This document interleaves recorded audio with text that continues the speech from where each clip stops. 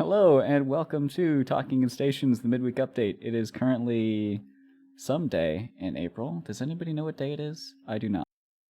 It's the 11th. Ah, fantastic. Or the The 12th, 11th depending on your here. time zone.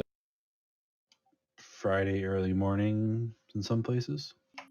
My condolences to the people who are not in America, or congratulations, depending on your perspective.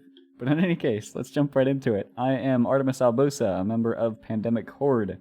Joining me today, also hosting the show, we have Ron USMC from Test Alliance Please Ignore. What is up, guys? And as always, we have Silver Suspiria from Federation Uprising. Good morning, good evening, good afternoon. You forgot good night. I said good evening. Okay, fair enough. And rounding out the show tonight, we have a very special guest with a name which I cannot pronounce, so I'll just say Uriel from the Arataka Research Consortium.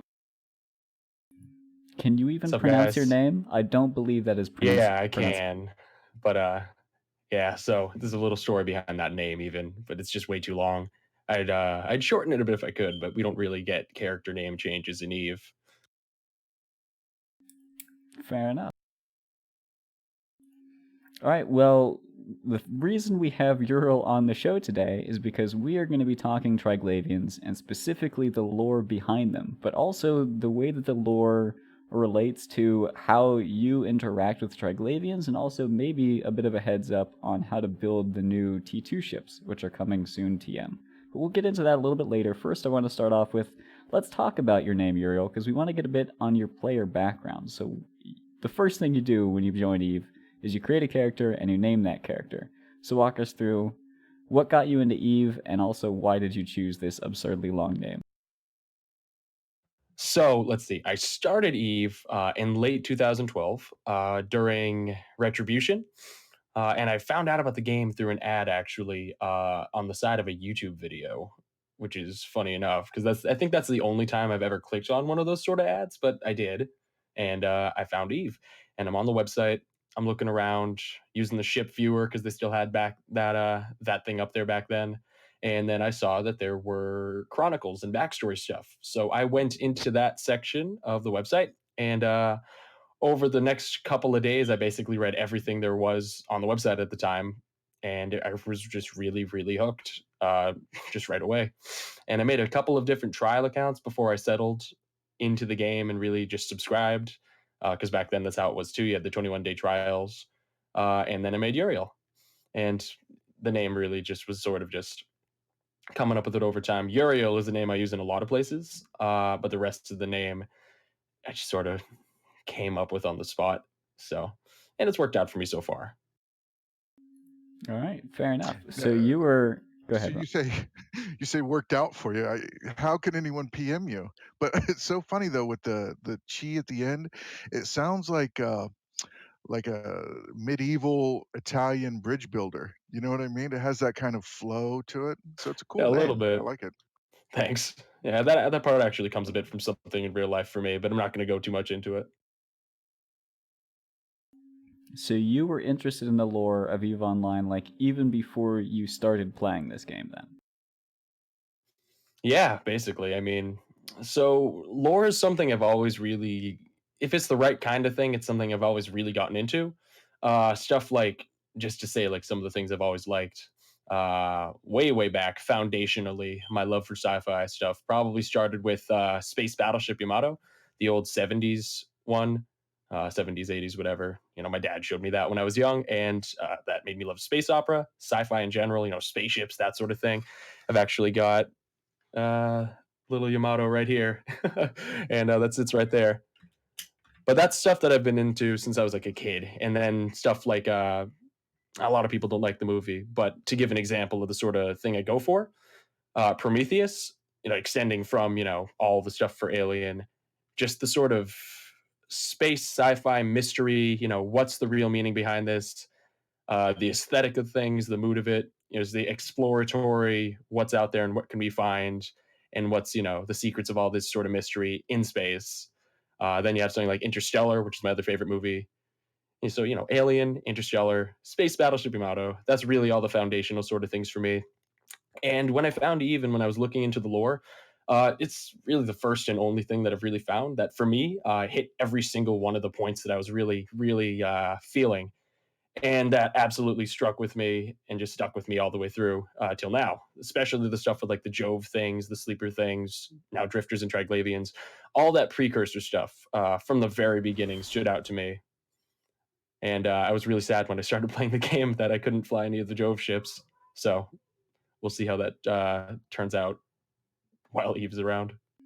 So let's just hop right into talking about the Triglavians, and I want to start with their relationship with the other races, because we have the main four empires, right? Amar, Galente, Caldari, and Mimitar.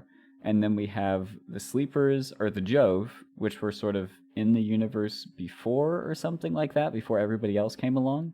And then we've also got the Sleepers and the Rogue Drones. So those are all of the entities that I'm aware of, and the Triglavians are the newest one on top of that. So, how do all of these groups relate to each other? Do they like each other? Do they hate each other? I know there's faction warfare, right? So the main empire is at war. Are the Triglavians at war with some people? Well, there's a lot to get into for that. So we don't have a huge ton of like objective information on what they are, what they do, why they do things that they do.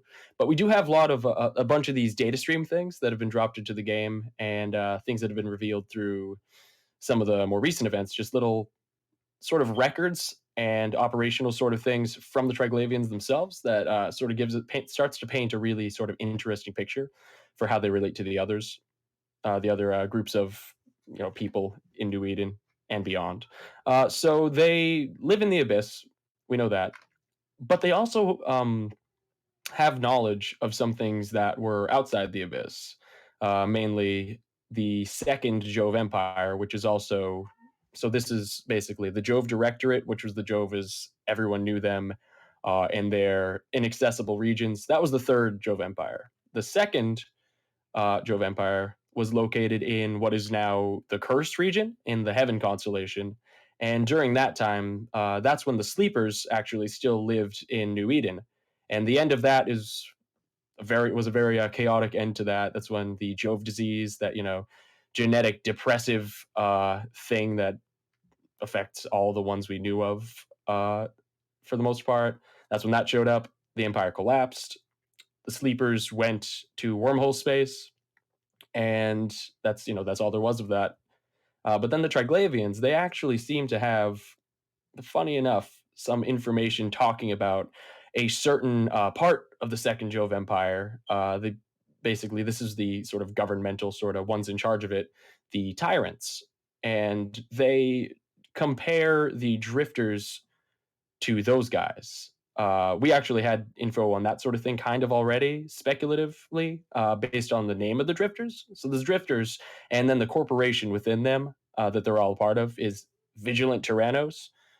So you have Vigilant Tyrannos and you have Tyrants. And in the description for all the drifter stuff, it says they're inheriting the legacy of some of the most ancient Jove or something like that. So the drifters come from come from wormhole space, come from the ruins of the sleeper civilization, which comes from the Second Jove Empire when they left. But the Triglavians know some stuff about the Second Empire. We don't know why they know that yet, but when you take that and you start to combine it with some other little things, like they immediately knew who the drifters were, it seems, when they found the drifters in their space and said, hey, we got to get rid of these guys now. And in addition to that, to invent the Tech 2 damage module for the Triglavian stuff, you actually need sleeper encryption methods as a skill. So that's another thing that sort of leads into it with it all. So And the basically Triglavians the idea is, are definitely at war with the Drifters, and they're also using sleeper tech. so the implication sort of is less that maybe they're using sleeper tech, or more that so they had to have come from somewhere. They went to the Abyss from somewhere in New Eden or beyond, and they know about old Jove stuff, and they knew who the Drifters were, and basically thinking through that, the main line of that is that they probably, or some of us think that there's some sort of branch from some of the older Jove factions that we haven't seen yet in the game. At least that's one thought. That's a really strong line of it, but there's all sorts of possibilities. Could they be a line of Second Empire Jove that didn't go to wormhole space, found another escape to whatever degenerative disease they had? Well, that's a funny thing you bring up too, because the Triglavians, one of their main, tenets of everything to do is mutaplasmids. Just really unstable, mutational technology stuff. And the Jove disease was something that there was no real solution to because it was genetic. With the sleepers, though, they're all sleeping. Their minds are in a VR, so that was how they assumedly sort of shrugged it off in some ways. Well, And Matrix style, right? yeah, They live exactly. in Yeah, conclaves or plugged into a virtual reality universe. Yeah. yeah, the sleepers exactly. They lived in a VR world, which crumbled over time, and that's where the drifters come from. Some options for what they could have been, but I don't know if we'll go to that super deep right now. But yeah, the Triglavians, if they happened to be a branch of any sort of Jove faction, splinter, there's so many of those. Mutaplasma tech absolutely could have played some part in saying, "Oh yeah, Jove disease. That's how we solve this," or something like that. Because we've also never seen them not wearing those suits they wear, which also are, if you read the description for them, supposed to have mutaplasmid tech embedded in them too. So there's ideas there. And also, the generation Second Empire lived in what's now Angel space, right? Angel Cartel. Yep. And the Kikimora looks awfully a lot like an Angel ship to me, and a lot of their ships do. Any connection there to common ancestry back to the Jove of that era? Okay, Like it I looks so like a mean, that Dramule, right? Like a big Dramule. it vaguely looks that sort of way. Yeah, I don't know. When it comes to the art side of things, some of it I'd say might be teasingly its own sort of thing, but the Triglavian aesthetic just to me stands out as just some really just well built new sort of thing based specifically off a rule of using three in almost everything, which happens in almost everything to do with them anyhow. The Kikimorat has its three sort of forward areas. If you look at any of the ships, three is a really common thing you can see in the hulls. Their alphabet is based on all triangles. Uh, yeah, I don't know if it's something relating them totally to anything because the Angel Cartel uses or used or found remains of a lot of old Second Empire Jove stuff, and that's assumedly where some of their tech got its base. But we don't have anything directly connecting them to the Triglavians or anything else. All of that would be speculation. But if you're pointing out similarities there, that is an interesting sort of thing to bring up.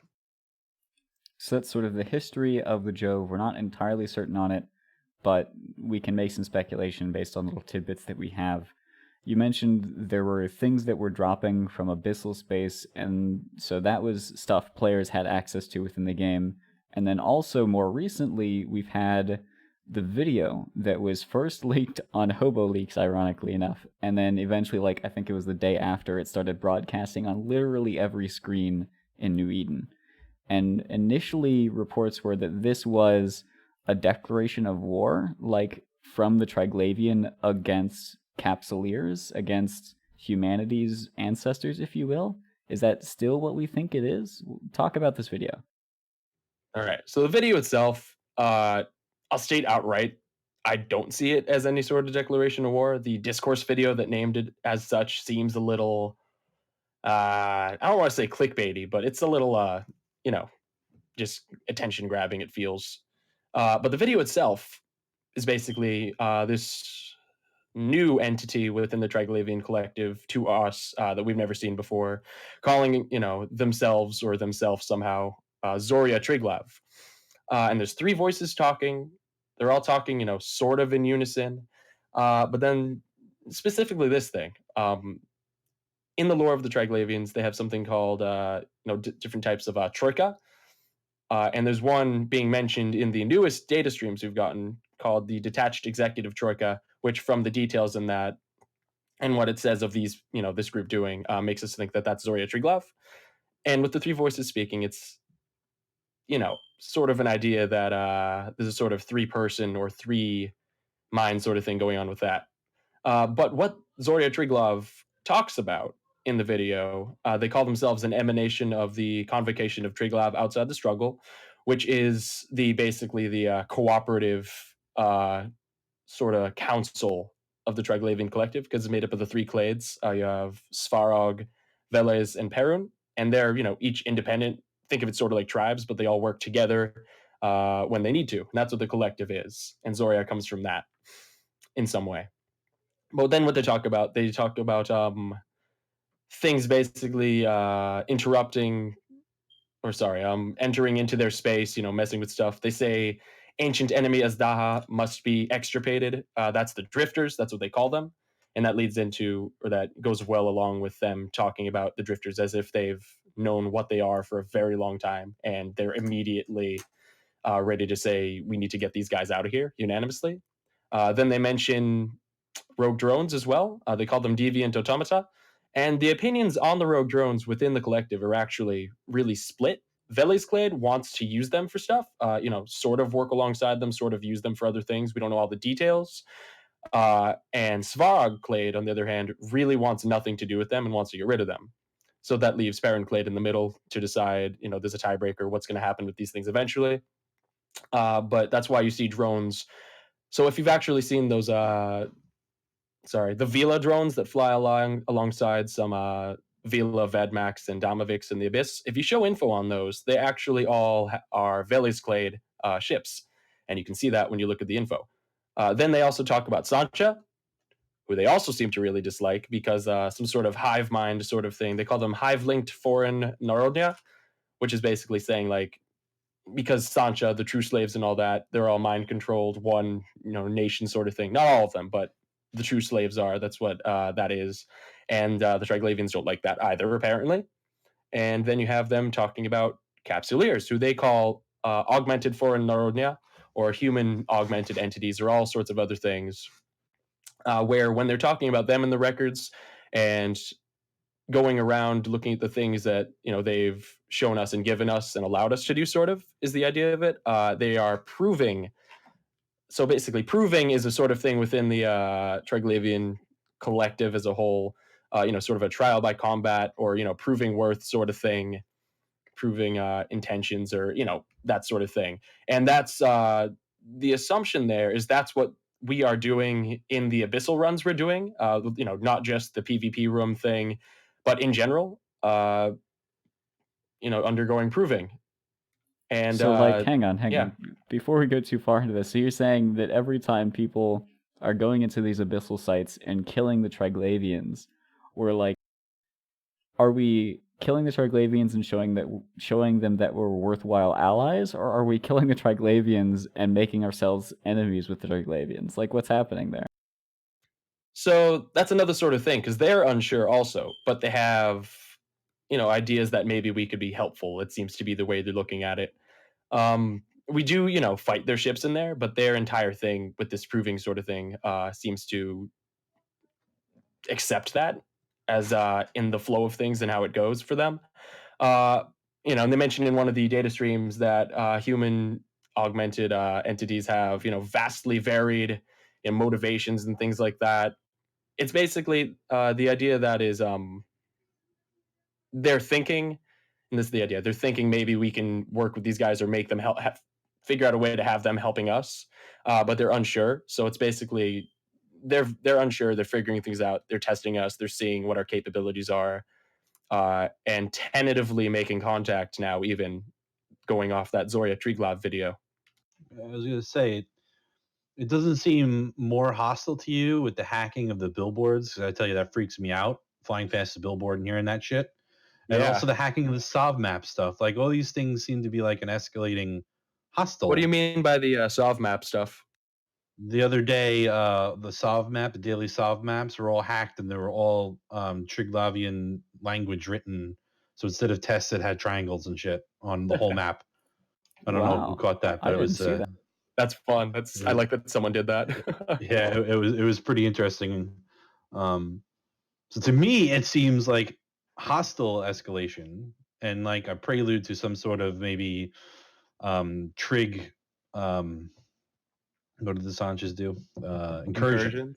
That's actually I can lead right off of that into something else too. Uh, Go. Something big actually with how it is. So you're saying, the hostility sort of thing.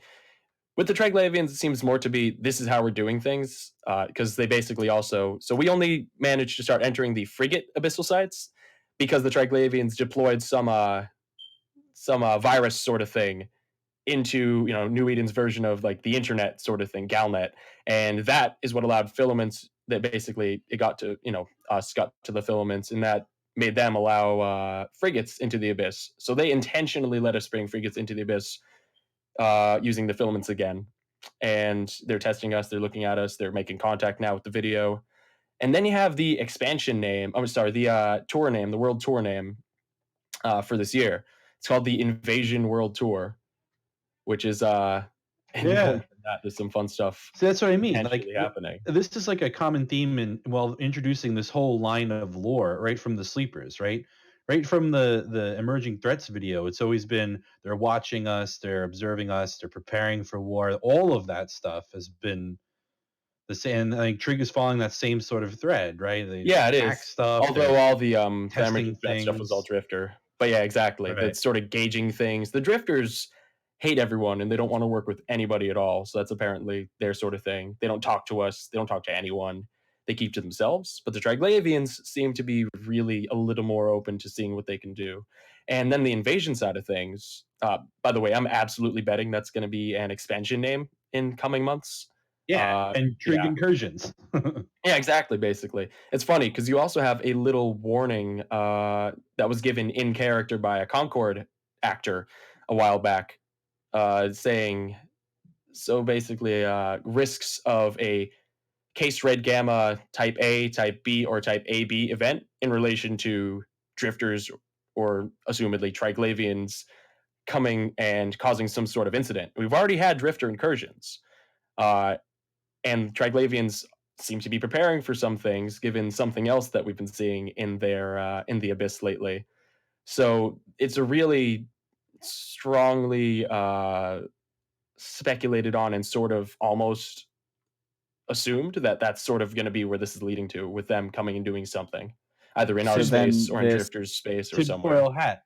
Is it a drifter incursion and with Triggs as allies or something like that? Wouldn't that be fun?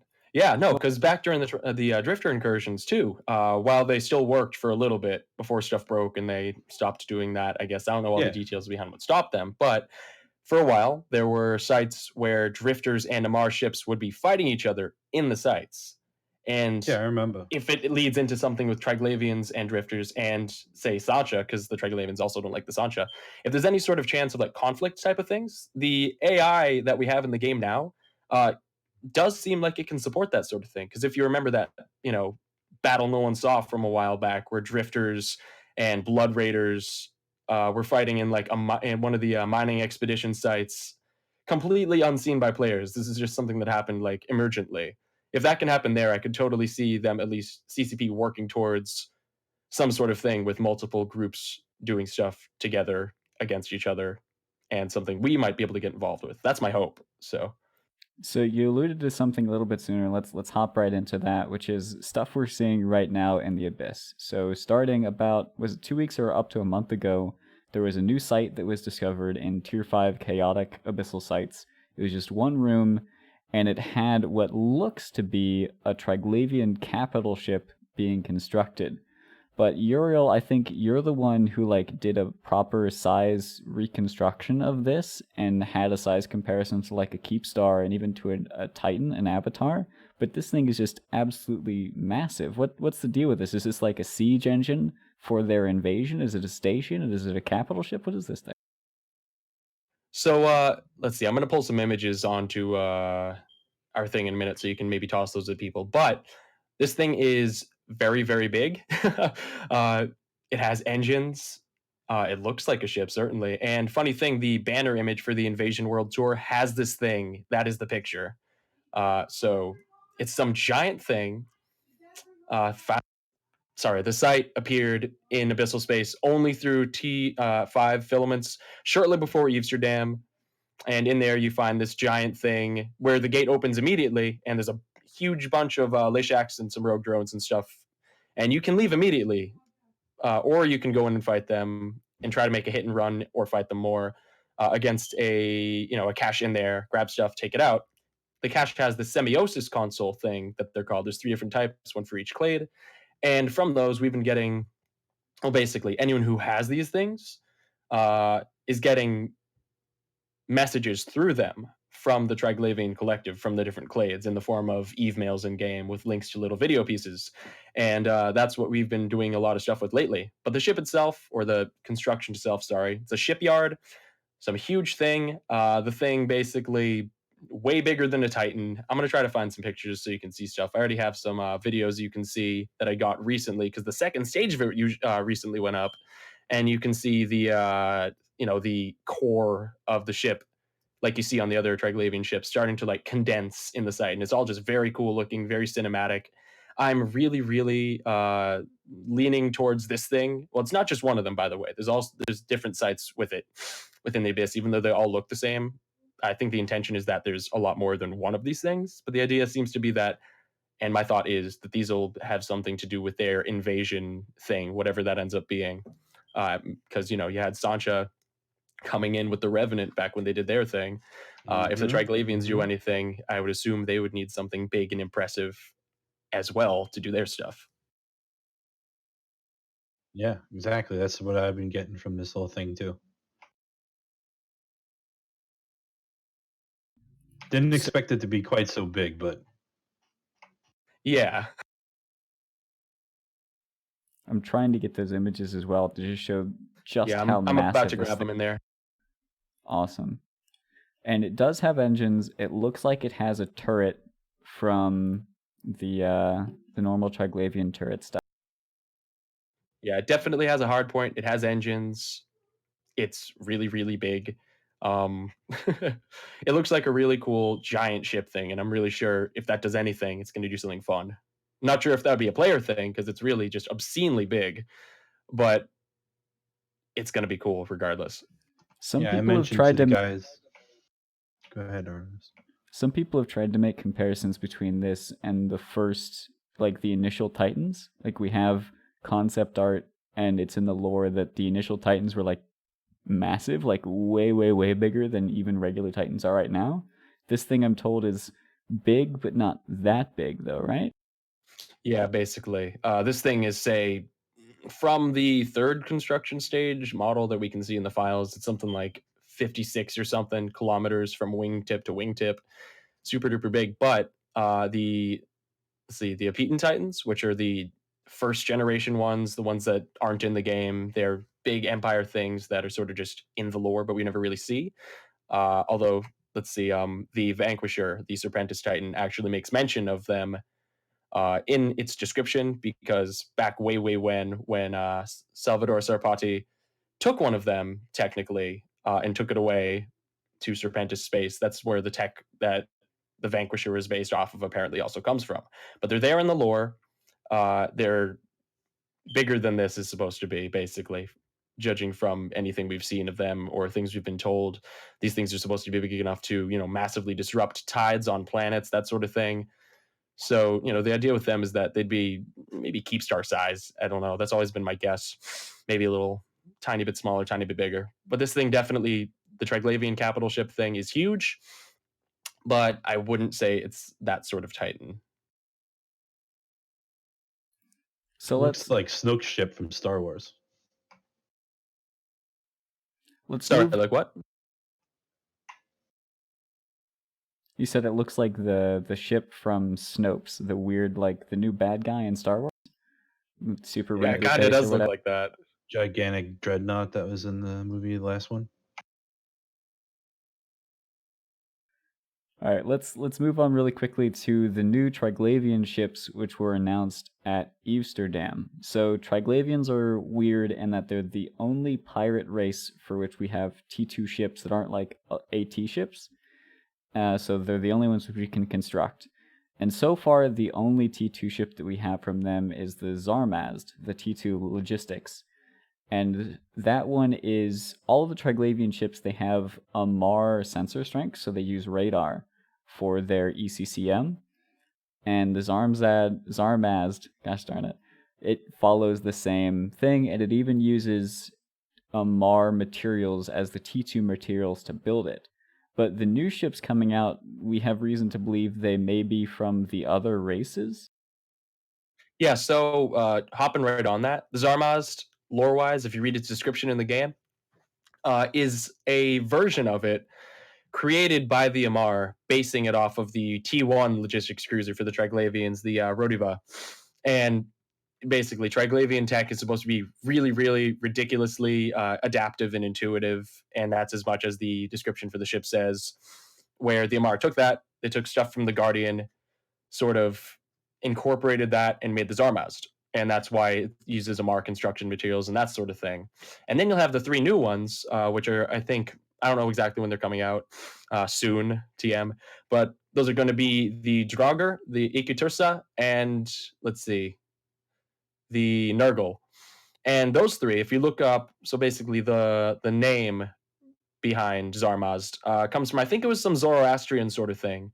It's like a really, really distorted version of a name, something from Ahura Mazda, which is its own up there sort of thing. And not Triglavian, it's not Slavic. It's basically saying, okay, the Amar took this ship and named it something sort of weird and old for their own sort of thing, leaning towards Triglavian stuff, but not really.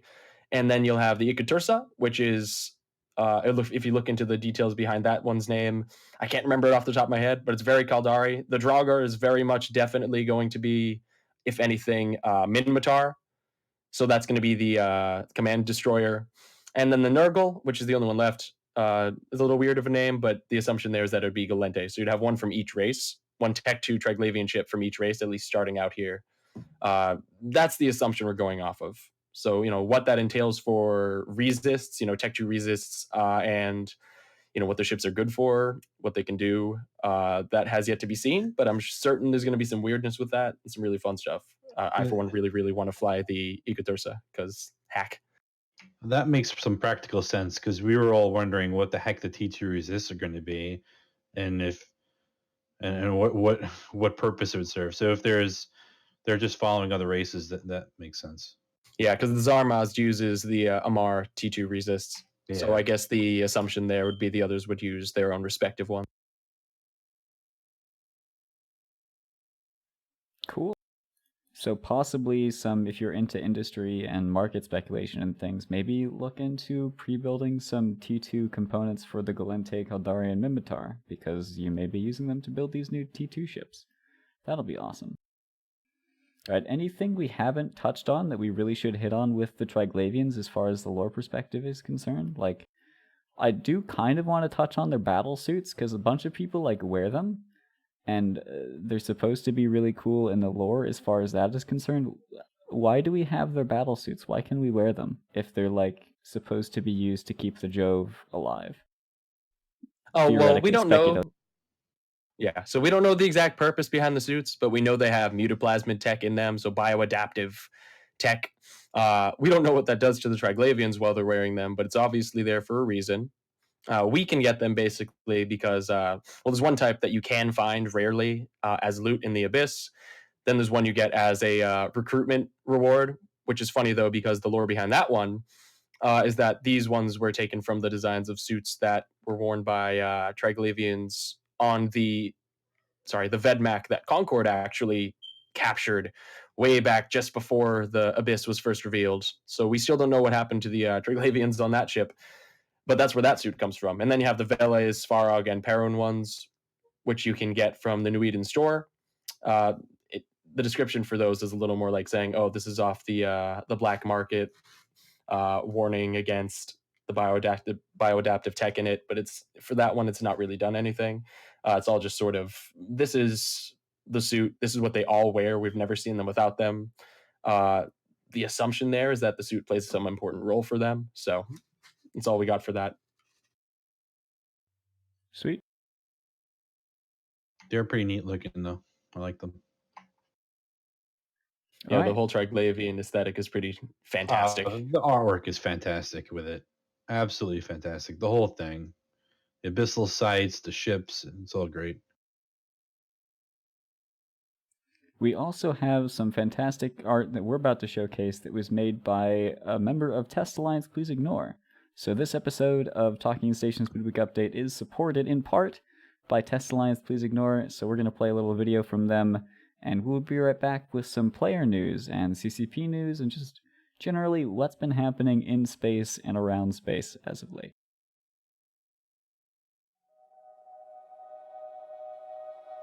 Ignition sequence start.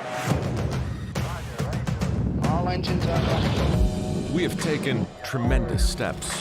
We choose to go to the moon before this decade is out. We have achieved the earth-shaking, the breathtaking, the groundbreaking, One small step for man. and left a mark in the heavens. Our successes build one upon another and amplify what is possible. The dawn of Orion. It's time we take the next great leap. Don't shit up my comms with your fucking try-hard dictator shit.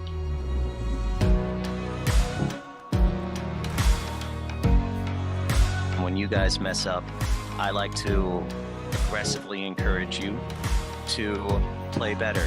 What the fuck are you doing? We will go with new systems, bold designs, and a sustainable mission. You can hear it, taste it, touch it. We are training, You're fucking lazy. pressing our pioneering spirit into every component, defining our resolve with every line of code, and securing our success with every welcomed partnership. This is not hypothetical. This is not about flags and footprints. This is about sustainable science and feeding forward the advance of the human spirit. We're still alive, baby! Because we are the pioneers, the star sailors, the thinkers, Why the fuck were half of you not alive? and because we stand on the shoulders of giants to go farther than humanity has ever been, we will add our names to the rolls of the greatest adventurers in history. Every day, every mission, we advance this calling. We are Test. And after 9 years, we're just getting started. You should join Test. Casual but high-skilled alliance. Oh my god. Alright, and we're back. I hope you enjoyed that video. I certainly did. It was fantastic. So let's hop right into it and talk about really quickly, well, we'll hit that later actually. Silver.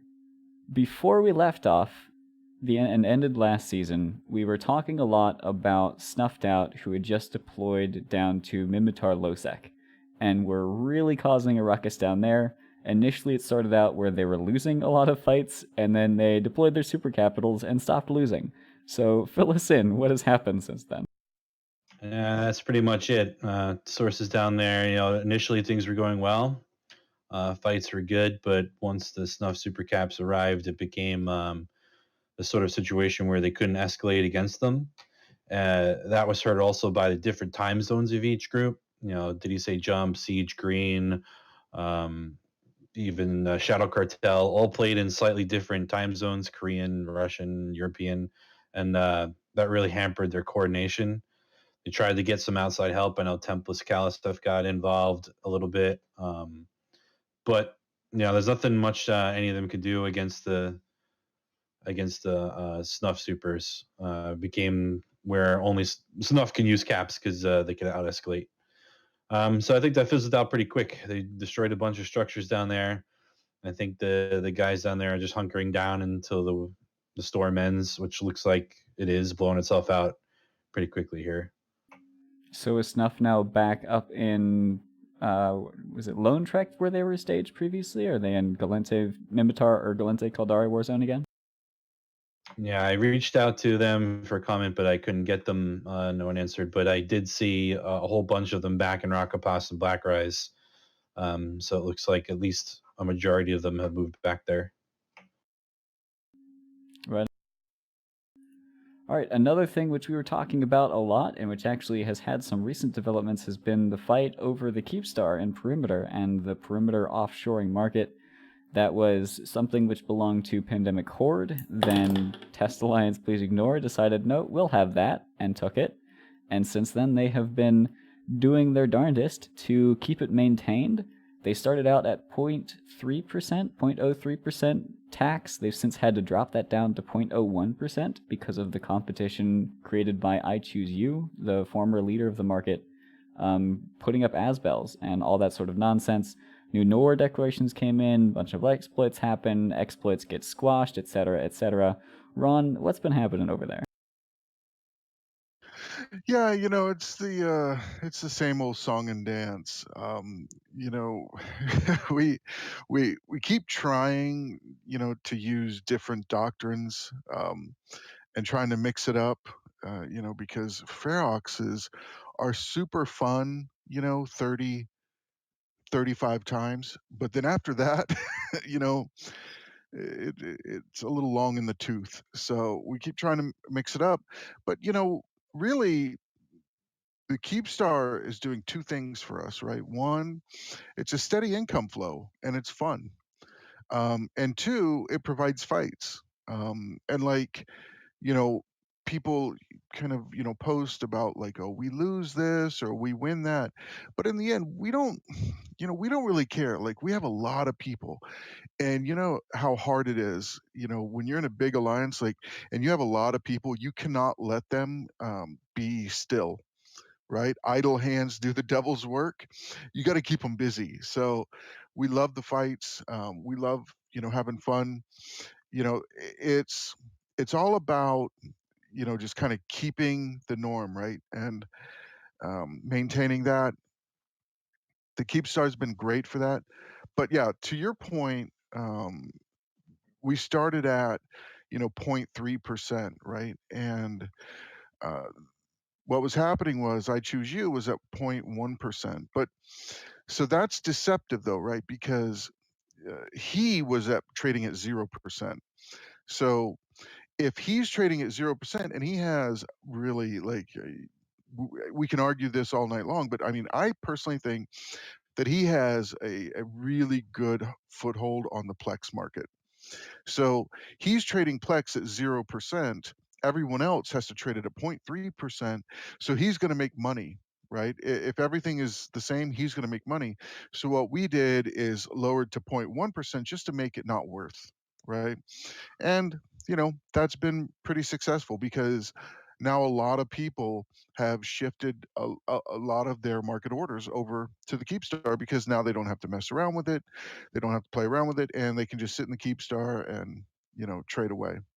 So to sum up, it's been a lot of fun.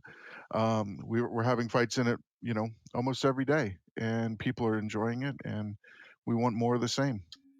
It is worth noting that having the Keepstar up there, it could be somewhat problematic. At least, well, it could be problematic. It could also be a good thing. It depends, because it does create a bunch of content that could be useful to keep an alliance sustained. But for instance, it was last night or the night before, I was actually on the fleet where Pandemic Horde, we sort of heard that Test was actively fighting. They were getting their Rorquals ganked by Fraternity. And then they also had some incursion runners down in Esoteria, or no, Peregrine Soul, that were getting ganked by Pandemic Legion at the same time. And so we formed up and we went and shot the Keepstar in Perimeter. And we ended up reinforcing it. And the funny thing was, because of all the other fights that were happening in the rest of Legacy space, Test wasn't able to form until the Keepstar was at like 10% shields. And then they finally undocked, like when it was at 5% shields, and fought us with their maelstroms. It didn't go well for them this particular time, although it has gone well for them in the past. I think the buff on the Abaddons, it's a lucky break for Pandemic Horde, if you will. But it's going to be interesting to see how the Keepstar plays out, because if there is a significant timer in the war between Legacy and Fraternity, it's entirely possible that that is leveraged to force Test at least to split their attention or risk losing it. We'll have to see how that one plays out, though. And let's use that to actually... Though. Don't worry. Because the The Eagles dropped faction warfare to be able to go into high sec. Oh. But did you guys like caw, raise your caw. standings to Caldari though? Because don't you have like terrible standings to Caldari? Yeah, but that could be fixed. Okay. All right. It's mostly the faction warfare part that kept us out of it. Yeah, and that's another good thing. I mean, so since you are a dirty northerner now, Artemis, have you been having fun with the Keepstar? Isn't it like an interesting source of content, just to go out, you get in some big fights, there's no risk of capitals, How It many is. fights have you been on the Keepstar? I have been on 5 or 6 Keepstar fleets. I can definitely say Keepstar, whenever there is a high sec op, it is the least likely op to have blue balls out of any other op that is pinged in Pandemic Horde. So like if I'm actively trying to have a certain number of PvP kills so I can get into one of the ESI gated corps in Horde to do some various things. And so you have to have like 10 kills a month or whatever. And I don't have that much time to play and to go on a bunch of different fleets. So if I know that, hey, the end of the month is coming up, I need to get on a fleet, I need to get my 10 kill mails, always high sec op will get you there. Like this last one, I got something like 20 or 30 mails from kill mails just from flying my damnation in the high sec op. So definitely, if you're looking to avoid blue balls, high sec ops are the way to go, because you guys are always there fighting for it.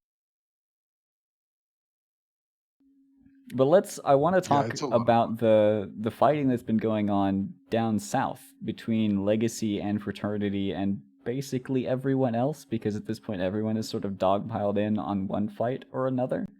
Ron, do you have many details? Give us an update on how that front is going. Well, I mean, I can give you like a brief overview. So, you know, test, and as you were just kind of mentioning, like we're so big now that there's fights going on in several different places.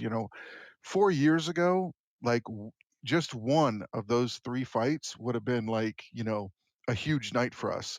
But now, it's the constant fighting. So, kind of the major thing that's happened here in the past week or so is ProGod and Vili, have declared an official war on Frat. So, um, what that does is that enables people to now have like a true mission, right? Like, okay, so we are at war. Let me resub these accounts. Let me, get these Titan pilots up here. Let me do this because, and kind of goons have gone through this because players, when they're making ISK, and when you have like a huge region, right, of space, it is easier to make ISK than anywhere else, right? So you can have 3 Rorquals, and you have this huge network looking out for you, and you have, ships that'll drop in and try to save you. If you want to run incursions, well, barring the random, incursion fleet that gets dropped, I mean, pretty much it's just printing ISK. So, you know, this kind of gets people like out of their chairs, right? Like, hey, it's going to be real war. Let's go ahead and, step this up a notch. So that's really the kind of big thing that's happened. And now, it's going back and forth. And, we're looking for like the summer of 2019 war, right? And I think that's what we're ramping up for right now, which is the summer of 2019. And, we're just going to start burning things down. And, Silver, I know. Silver is actually right there on the front lines of it. He's having some fun. Yeah, I was just going talk to about ask, front because lines. Fed Up Space is on the border between Imensi, which is the edge of Legacy Coalition space, and Deterin, which is the beginning of Fraternity space. So how is that working out for you there, Silver? Like you said, exciting. I mean, my guys out now are on a soft defense right now. Things are popping off all the time. Oh, there's my fleet right now. Every night's been something, and like having Elo Knight down here, it just amps it up even more because he's just after killing things. So he's just rage stomping around all over the space. So the action's been quite good in my time zone which has been very helpful to my guys. Yeah, it's been a good back and forth fight, I think, so far.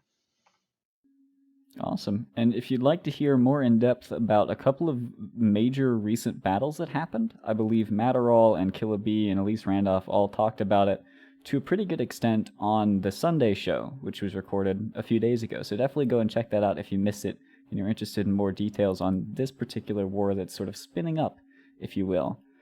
Some other things we wanted to talk about is that Fraternity, sort of like Test, has the perimeter keepstar out in one area of space, and then they're also fighting down south. Fraternity has a similar issue, except it's also in their SOV. So Fraternity's northern on the map is Scalding Pass. Well, northern edge to an extent is Scalding Pass. And in Scalding Pass, it's been a very interesting place. I used to live adjacent to it in Great Wildlands when I was a member of the Network and Capitalist Army. And Scalding Pass has been weird because you've had a lot of small SOV-holding alliances, like very much small to medium-sized group, all living in here, fighting with each other, and generally just not catching the attention of the big dogs around. Like, everybody's always had something else that has been a priority for them. But when Triumvirate fell and they lost their holdings in the northeastern corner of Scalding Pass, and then Scourge came in, they took it over, and then Scourge went away. And so now all this SOV is sort of up for grabs. And what we're seeing now is the groups living in Scalding Pass and even some new entrants have tried to gobble up this area, gobble up the SOV to utilize it. And Fraternity has been trying to install renters in it. So we're actually seeing a pretty consistent small to medium gang fighting in Scalding Pass area. Just a bit of an overview, the majority of the groups who hold SOV in this northeastern, in fact, the entire eastern side of Scalding Pass, are either Fraternity or Fraternity renters. And then over here in the northwestern corner, you've got a bunch of groups collectively called The Cure. They're former Great Wildlands residents who took SOV. You've got the Right Order, who are Russians, and they used to be relatively close allies with the Scourge, or Scourge Dot rather. In fact, Scourge helped them take the sovereignty from one of the Cure alliances, as well as Fraternity space. Some of this belonged to Fraternity, if I recall correctly.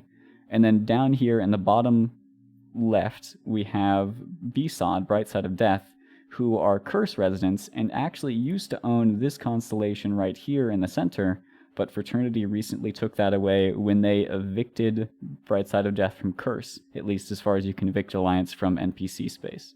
So a lot of, like, interesting stuff happening here, where Fraternity, not only do they have this war heating up on their southern western front, but they've also got constant skirmishes to protect their renters and even to protect some of their own space up here in Scalding Pass. Yeah, Scalding Pass is another favorite place for us to go. It's sort of a different group of Fraternity that lives there. They fight different too. They're not quite as ragey with the supers and stuff. So we like to go over there too. Following further up that side of the universe, if you will, on the eastern side, we've got the Spire and Malpays, which have been in the news recently, because the war in Ethereum Reach, which we had briefly touched on, but mostly left coverage of that over to the Norwegian Report, who had been doing fantastic coverage of the entire war, which I believe they've called the Quiet War, and I think that's generally just been accepted as the name for it, so that's what we're going to call it from here on out, is the Quiet War that happened in Ethereum Reach, where we had the two main players being Unspoken Alliance and Laserhawks as well, and a bunch of other smaller entities kicking out Prothean Alliance, a former member of the DRF, if I recall correctly.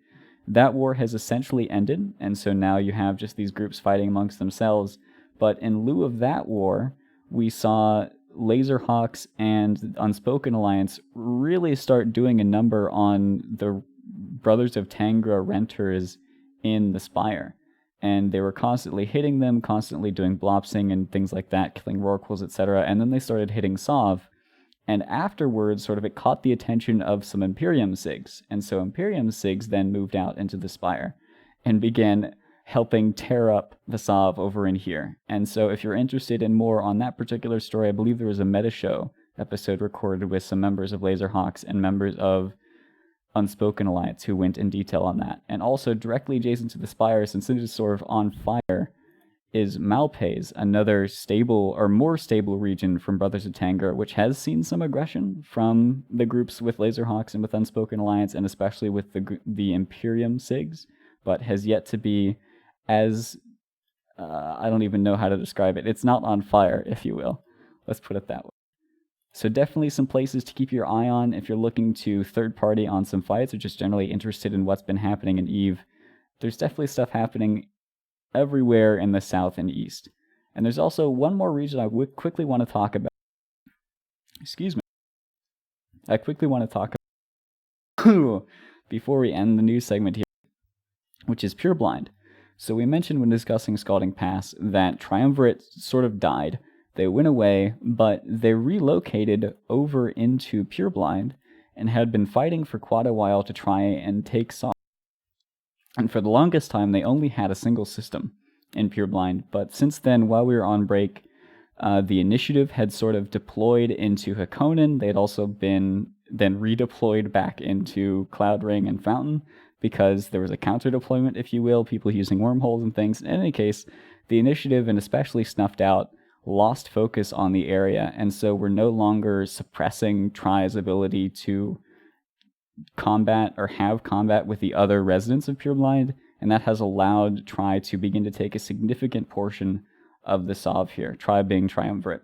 So that's another thing to keep an eye on now that especially, and this is a good transition into our next topic, the initiative has been hit with a significant ban hammer, and Brisk Rubal being banned and removed from the CSM, and in addition to that, 2 major FCs from the initiative, Darkshines and Pandoralica, or Pando, were also caught up in the ban. So we'll have to see what happens with initiative moving forward from that one. That's it. We're just gonna. Well, I mean, news. I get the impression that you have some thoughts and some opinions on this there, Ron. I could never imagine that such news would incite such enthusiasm. I feel bad for Brisk, and I only feel bad in the sense that the way that it was announced was very public and very loud, and like if that's the way you want to go, okay, cool. But I think that on the same token, there needs to be a little bit of I don't know. I would say courtesy, maybe. That hey, yeah, we're going to go really loud and we're going to go really public, but on the same token, like in the back channel, here, prepare for this. Here, this is what we're, blah blah blah. Be, because it's like if you're going to fire an employee, right, that's been there for 6 years, you don't like they show up on Friday and you say get your shit and leave. Like that's not cool, right? Like you kind of got to caress it a little bit. So I feel bad in that sense. What he did or whatever is up to anyone, but it's something around market manipulation, they said, right? So I mean, I don't see him as knowingly doing something like that, but I can see the way he is. He's a very, he always takes time to explain things, and I see that he could have slipped up and said something. Absolutely, that's definitely a possibility. So, I think that he just got the raw end of the stick. You know what I mean? I mean, does that seem reasonable to you guys or no? Ariel, what do you think? I'm sure you know about the Brisk stuff. So, what's your opinion on it? Honestly, I can't really say much. I'm a very outsider perspective sort of thing when it comes to that anyhow, but if CCP and all the rest of the CSM say something, I feel like there might be something to that. They said the CSM came to them about stuff. But again, I know nothing. I know none of the details, so could go completely either way. Well, that's specifically why I'm curious in your opinion, Uriel, because you don't have a horse in this race, if you will. And a lot of the discussion around this has been, was it handled properly by CCP? because in situations in the past where someone was kicked from the CSM or banned for some reason for breaking an NDA, it was very much a, hey, listen, this person has been removed from the CSM or this person has been banned. The reasons are between them and CCP. But in this particular case, CCP came out and said, hey, listen, Brisk is removed from the CSM. He was removed because he broke the NDA, and some people made some ISK off of it. And so now not only has Brisk been removed and permanently banned, but also these other two people who, to CCP's credit, weren't named, have been banned for a year, and all the ISK and assets have been confiscated.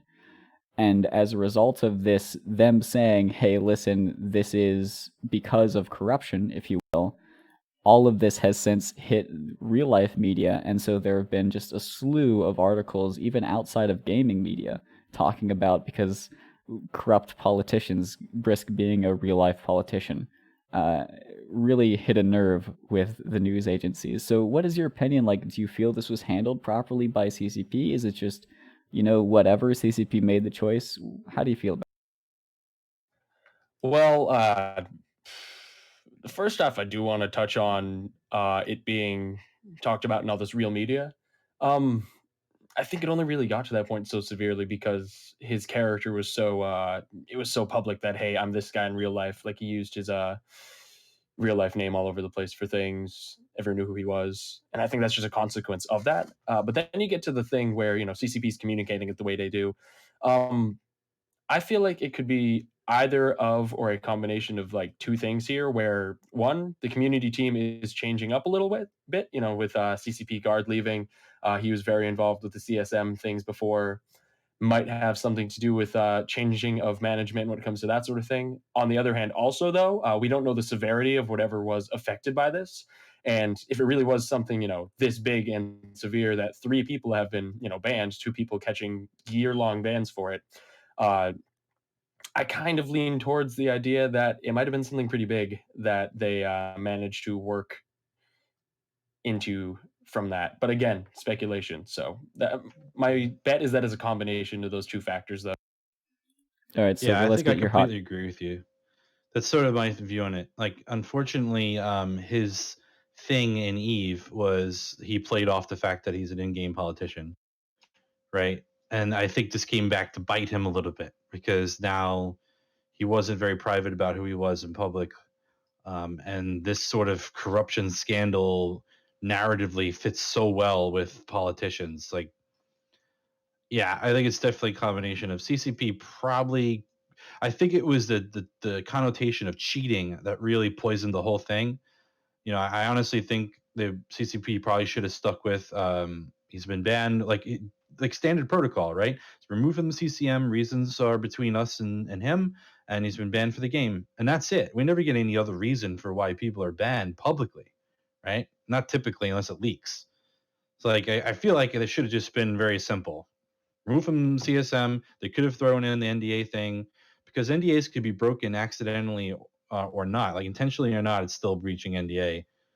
But yeah, combination of negative tone coupled with his whole narrative kind of made this bad stew, and I feel bad about that. Chat brought up a good point, and that CCP had to act no matter fame. I 100% agree with that.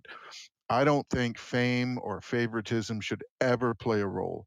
I don't care who it is. Like, a ban is a ban. If you break it, you get banned, because then it gets into this kind of like oligarchy crap, and I hate that stuff, that favoritism crap. No, he broke it, cool, ban him, cool, but you don't have to call for a parade like on Friday, right? Like, and get all the troops out and, hey, dude, the shit was in my launcher. Like, like, I'm launching up the game and it was in my launcher. That's number one. Number two, today it was the 3rd story in my Google News. Come on, man. Yeah, it was a bit Like, blown out of whoa, proportion, dog. right? Like, like, chill a little bit, just a little bit. All right, we'll round out this particular topic with my thoughts on it, and I put my thoughts into video form. So for those of you watching on Twitch or later on YouTube, you can see this. The podcast listeners, you just get the audio. My heart's beating, my hands are shaking, but I'm still shooting. I'm headshots. It's like boom, headshot, boom, headshot, boom, headshot. All right, so my co-hosts and my guests could not hear that. They'll have to watch it later. No. But that is my thoughts on the situation. We're going to move on. Some final things to hit on as far as Talking in Stations is concerned. We have a new show that was launched. It's fantastic. So season 1, we came out with Talking in Stations, the midweek update. And now we have Talking in Stations presents The Whole Story. It's a new wormhole-focused podcast by Exuki Z, otherwise known as Exuki, a very renowned wormhole player and wormhole content creator, if you will. I think he does a bunch of stuff relating to wormholes, especially on Reddit, with some statistics and as well as some talks at like FanFest and Vegas and that. So he had his first episode. He runs the Eve Northeast event. So not that, sorry, what's that? Eve North is Toronto. Eve Northeast is another player gathering, and he's involved with that, and it's a real fun time. So if you're interested in that, look it up too for United States North. Oh, I didn't know that. Well, that's pretty cool. But yeah, he had his first episode of The Whole Story on the eviction of Wholesale and Stranger Danger. To be honest, I've only listened to the first half of it, so I can definitely highly recommend the first half of this podcast. As far as the second half, I don't know yet, but it's definitely worth a look. How about you guys? Have you listened to it yet? Have you had the opportunity? I have not. I'm sure that's a facetious question, but I appreciate that question nonetheless. But on another note, did you know it was kind of a fun coincidence that the very first real picture of a black hole was yesterday, which was his first day of the show. So I thought that was super neat, right? Like a real picture of a black hole and the show premiering. So that was kind of cool. Yeah. Not to mention black holes and wormhole space. So yeah. Yeah. I'd love to see if CCP, the art team, ever steps it up even more than they already do, which is crazy. And Rita's black holes, with all this new stuff we have with that, make them look like that and Interstellar. Oh, that would be awesome. I kind of like the black hole artwork in this game, though. It seems more like the Stargate version of a black hole than the Interstellar version of a black hole, though. More flat with an actual hole than it is a circular thing. It's a 2D hole rather than a 3D hole. In any case, it would one be final super cool. Go ahead. One final thing we want to hit is, in addition to Exuki running a player meet, we also have Keskora, who is helping out with Eve Retreat 2019. It is happening this month, in a few weeks, April 25th to 28th. It is somewhere in Missouri. It's apparently very close to St. Louis. So if you're in that area and interested in hanging out with some other cool Eve people, as well as Keskora, that came out like a jab. It was not meant to be. But in any case, Keskora will be there along with other cool Eve people. So go check it out. It's on the TIS website. You can go see the details for that. Make sure you go check it out. Anything else we want to hit? Any other news that you guys have in mind? I've seen the pictures from that Eve retreat, and that looks like a hell of a lot of fun.